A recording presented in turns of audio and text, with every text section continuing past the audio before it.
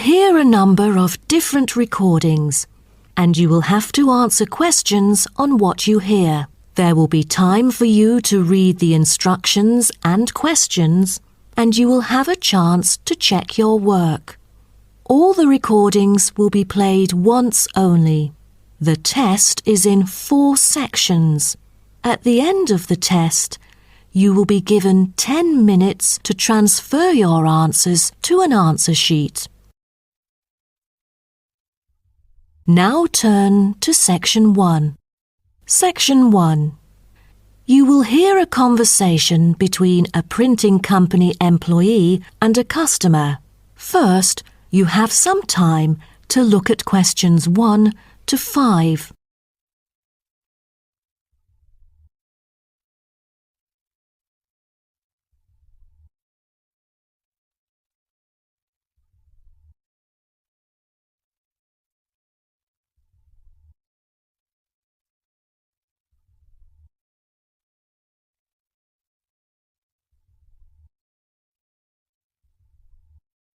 You will see that there is an example which has been done for you.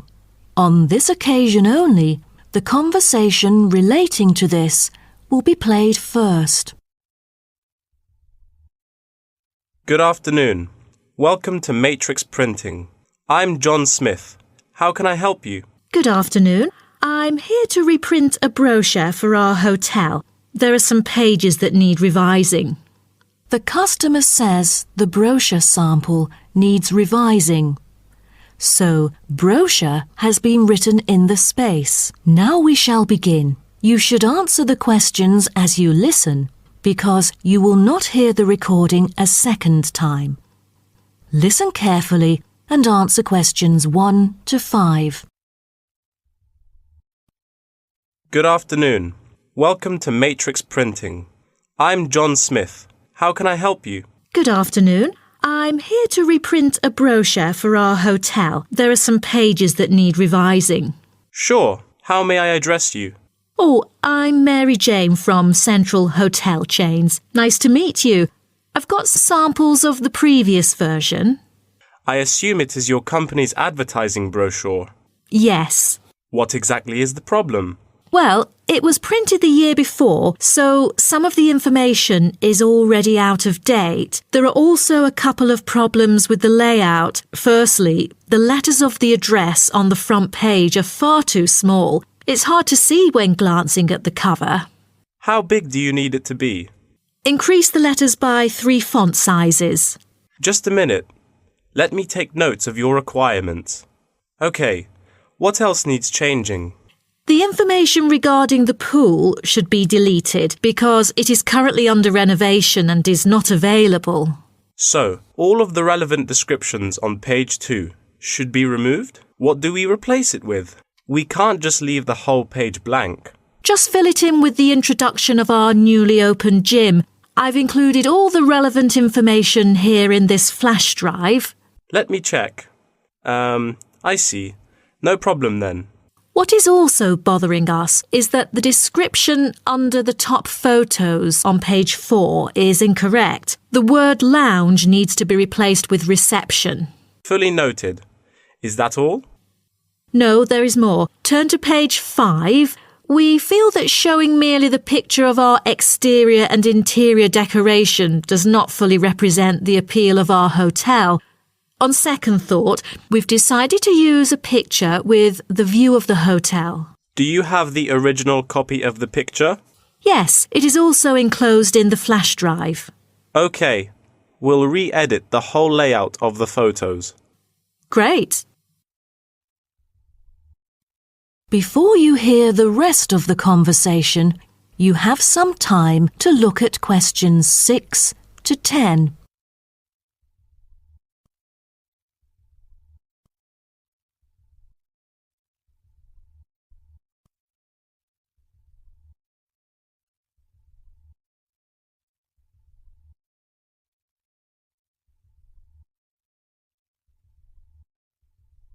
Now listen and answer questions 6 to 10. Let's turn to the next page. Yes. What's wrong with that? It seems perfectly fine to me. At first sight, it seems fine, but according to the feedback of the customers, the prices do not stand out. So, we want to change the print from black to red to make it pop out. Okay, I've made notes of all of your requests. Is there anything else?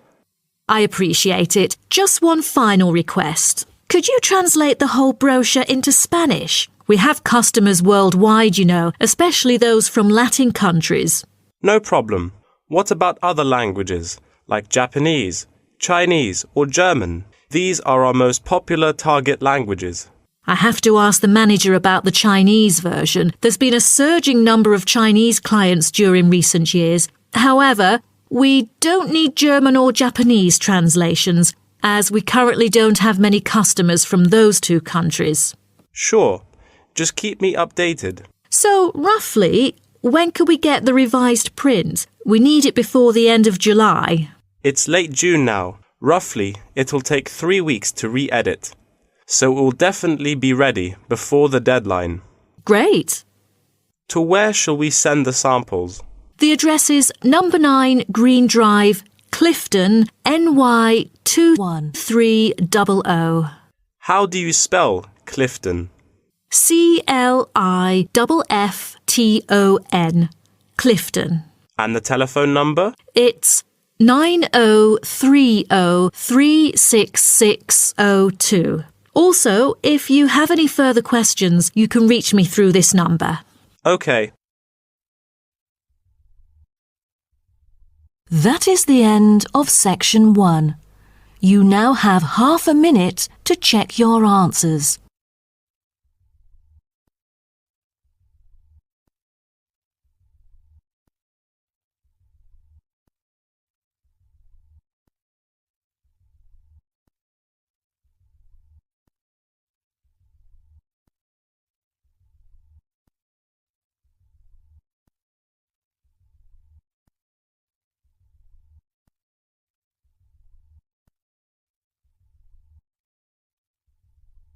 Now turn to Section 2. Section 2.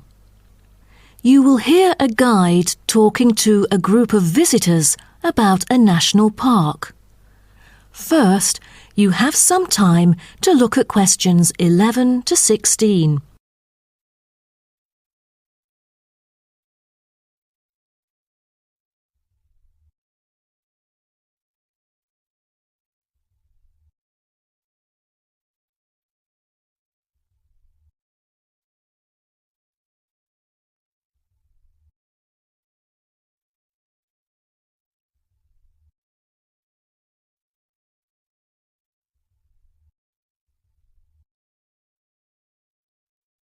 Now listen carefully and answer questions 11 to 16.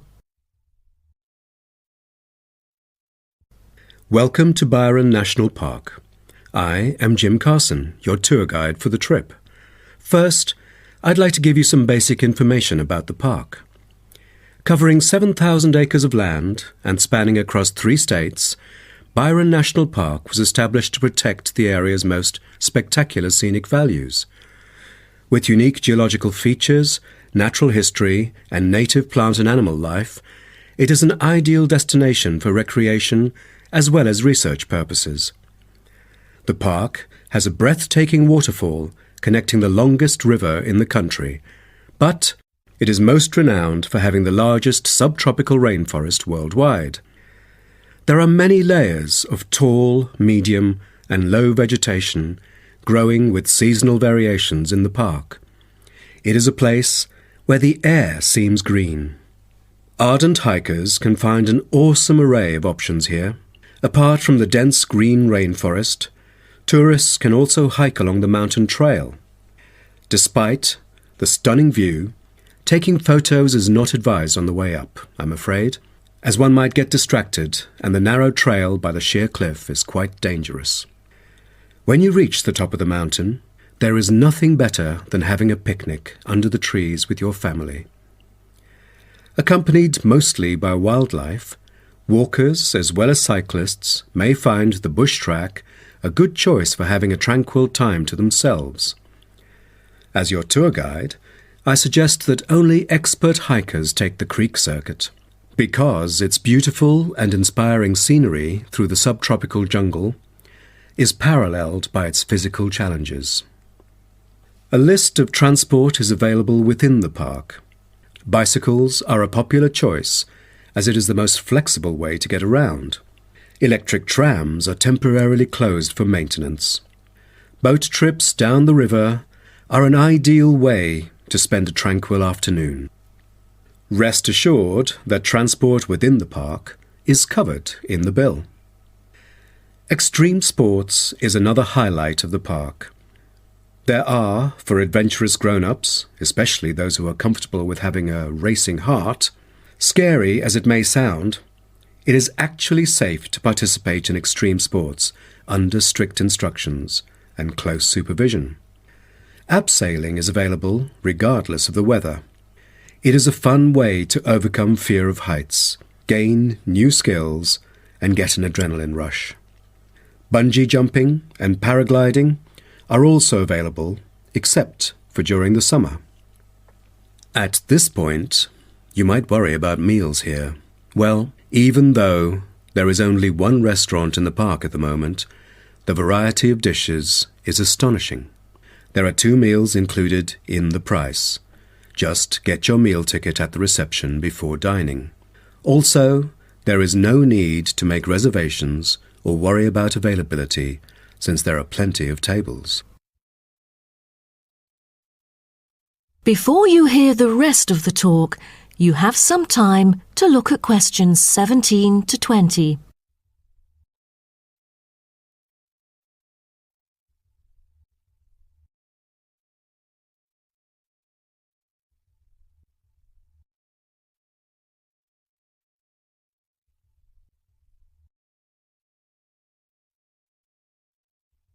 Now listen and answer questions 17 to 20. During your stay here, you might want to know what there is to do. Let's turn to the plan so I can familiarize you with the layout of the park. Most tourists would choose to stay in our guest house, located in the southeast corner. It features 63 tastefully appointed guest rooms, many of which offer spectacular views of the park. You'll find a home away from home at our guest house. But for those who want to experience the natural beauty up close, there is also a campsite. When you get out of the guest house, go straight ahead, turn right at the end of the road. To your left, there is a campsite amongst the trees where you could spend a night under the stars together with owls and chipmunks. If you look at the top left of the plan, you will notice a picnic area. You can either bring your own food, or we can deliver food to you. Barbecue is an option. The business centre is situated directly opposite the picnic area. It provides flexible, fully serviced offices, conferencing suites, meeting rooms, and is equipped with the latest multimedia facilities. Wired, as well as wireless, high-speed internet is available within the entire premises. The centre is designed to cater to both individual travellers and corporate groups. Visitors can also go to the museum, which holds a vast collection that exhibits local history and a natural habitat. You start from the guest house, just turn left at the first conjunction, then walk past the tea house, turn right. You'll see the museum after making the third right. Have you found it? Pretty easy, right? To spend a delightful afternoon with a book and a fresh cup of coffee, you can go to the only cafe in the park. From the guest house, you go straight, then take the second right, and you'll see the cafe right in front of you. You might want to check out our all-season tennis court, which offers instruction for all ages and skill levels. It is located right opposite the cafe. That is the end of section 2. You now have half a minute to check your answers.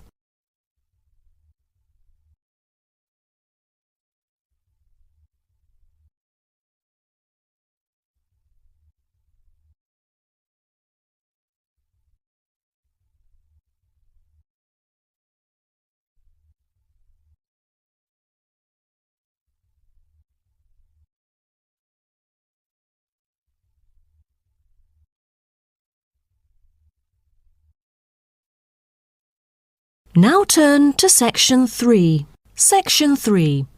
You will hear two students called Helen and Paul talking to their tutor about a nursing course. First, you have some time to look at questions 21 to 24.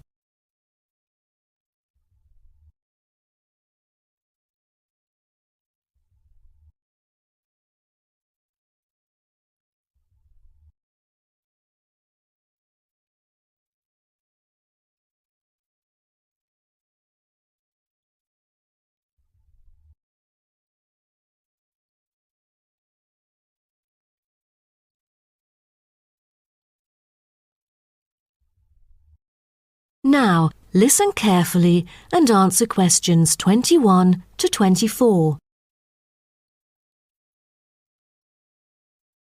Helen and Paul, congratulations to you both for doing so well the past semester. You two have exhibited an impeccable performance during your first year in the nursing program.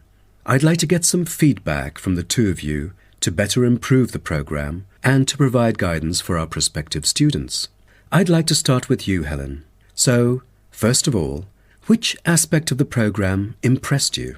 Well, to be honest, when I was enrolled into the course, I was expecting a group of classmates my age. But as I stepped into the classroom for the first time, I was surprised by the diversity. Most were in their 20s, but there were also those in their 30s or even 40s. As it turns out, the intergenerational communication has sparked intense debate and new thinking, and I think that's something special about the programme that I appreciate very much. What about you, Paul? What do you think of the programme? For me, the group project we carried out last semester is another key feature of the program. The whole class was divided into 8 different groups, working on 8 prospective cases. Team-building sessions were conducted in a collaborative way most of the time. Comprised of 5 members, our group studied acute pancreatitis. During the process, we broke the task into different parts and assigned them to each member. We were then able to tackle the complex problem by pooling our knowledge and skills. More importantly, stronger links were established between the group members. Because of the project, we've all become good friends. That's true. According to graduates, group projects prepare them for the work world in which teamwork and collaboration are increasingly the norm. So tell me, Paul, what else do you like about the program? I want to be a registered nurse working in a public hospital after graduation. So the internship provided is a valuable opportunity for clinical practice in a supportive learning atmosphere. However, I was amazed by the amount of written assignments since I thought the course should have focused more on practice-oriented learning. Well, I have to disagree with you, Paul. The essays demonstrate your understanding of the course. For me, writing essays is a process that involves critical thinking, which challenges me to develop my points more thoroughly. I thus manage to gain a diversity of perspectives. The program is designed to deliver basic and advanced theoretical knowledge of core concepts, including healthcare systems concepts, together with practicum or clinical practice experience to bridge the classroom content to the practice setting. So, I'm afraid written work is unavoidable. Also this year, we've added a module of law. How do you feel about that? At first, we felt that learning law is kind of redundant and too time-consuming. After a few sessions, we realised that it is necessary in dealing with future medical disputes. Before you hear the rest of the talk, you have some time to look at questions 25 to 30.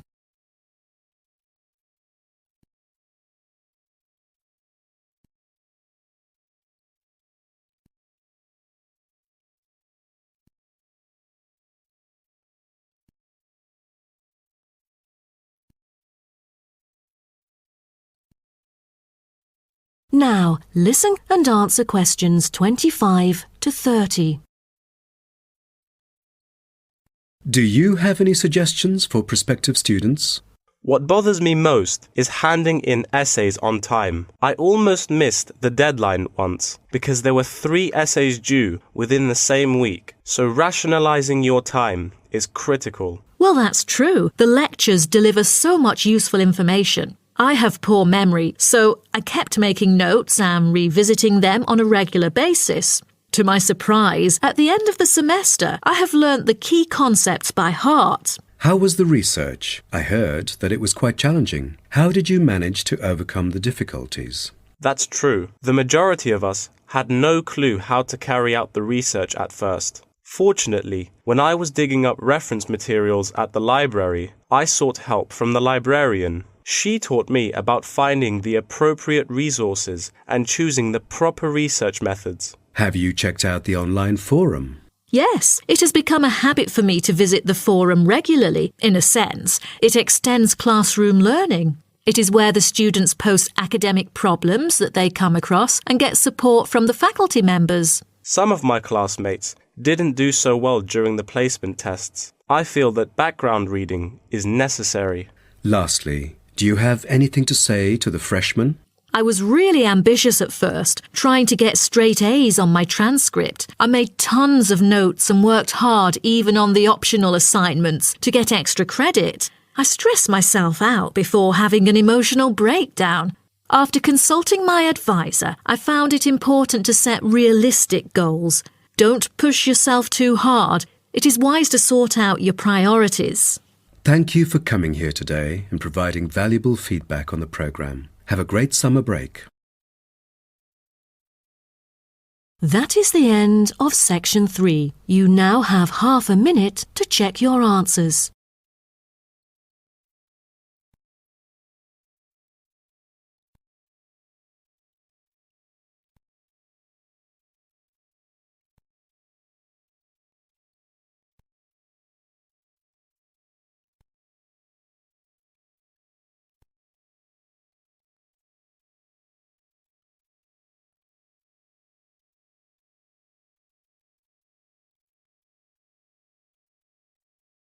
Now turn to section 4. Section 4. You will hear part of a lecture about African penguins. First, you have some time to look at questions 31 to 40.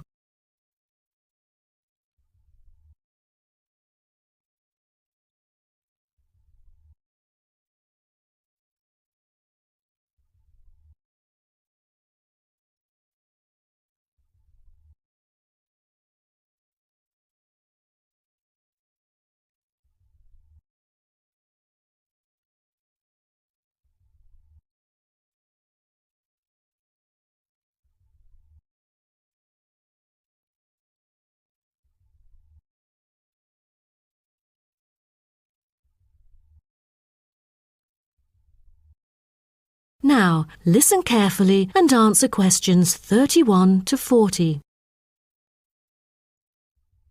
Good morning, everyone. Today's lecture is about a type of adorable animal, the penguin. When you think of penguins, you may picture them surrounded by snow and ice. But not all penguins live where it's cold. African penguins live in the southern tip of Africa. They are usually found within 40 kilometres of the shore and on a number of its surrounding islands. African penguins are also known as jackass penguins because they make donkey-like braying sounds to communicate. African penguins can keep their body temperature at a stable level, but their land habitat can get quite warm, so there are a number of ways for them to stay cool. They limit their daylight movements on breeding sites on land to early mornings and early evenings to avoid too much sun. The pink glands above their eyes can help them cope with the temperate climates. Like other penguins, African penguins spend most of the day feeding in the ocean, which also helps keep them cool. Being a type of small to medium-sized penguin species, African penguins average about 60 centimetres tall and weigh up to 3.6 kilograms. They have a black stripe and a pattern of unique black spots on their chest. Males are larger than females and have larger beaks.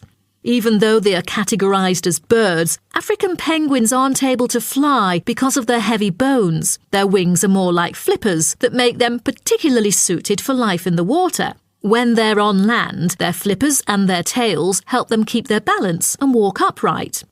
African penguins begin to breed at the average age of 4. When a male and female pair up, they tend to breed together for the rest of their lives. Most other penguins nest and lay their eggs out in the open, but African penguins have a different approach. They dig holes under bushes out of their own excrement, called guano, so they are sheltered from the sun and predators. The African penguins survive on a diet that is comprised mainly of marine organisms. They feed primarily on fish like sardines, along with the occasional squid and shellfish. But when normal food is in short supply, they eat tree roots as well. The streamlined body of the African penguin allows it to move through the water like a rocket, capable of reaching a speed of around 20 kilometers per hour when hunting for food.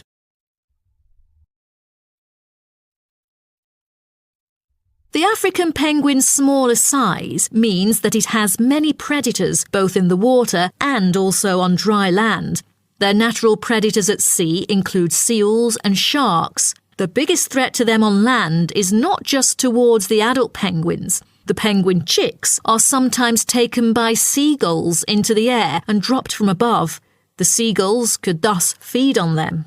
At risk from predators, young penguins are protected for about 40 days after hatching by both parents. They will leave the colony when they are between 3 to 5 months old and will return a few years later. The entire surface of their body is densely covered with feathers, which fall off during the winter. This process is called molting and takes about 3 weeks to complete. During that time, they are unable to forage. Therefore, prior to this, African penguins spend about 5 weeks laying down fat deposits. They generally live between 10 to 15 years. However, many do not reach their full lifespan. Their population has drastically declined. Approximately 120,000 African penguins remain in the wild, and their population has decreased by 90% in the past 60 years. They are considered to be vulnerable and have been listed as being endangered. 2 major factors have contributed to their decline. They are struggling for nesting space due to human disruption and competing for food due to overfishing and pollution. With the limited number of breeding pairs, survivorship becomes difficult for African penguins. This makes them especially vulnerable as environmental conditions change or an outbreak of a disease occurs. For instance, avian malaria has caused 27% of the captive breeding penguins' deaths annually. The more genetic diversity there is within a species, the higher the likelihood that at least some of the individuals will adapt and survive. That is the end of section 4. You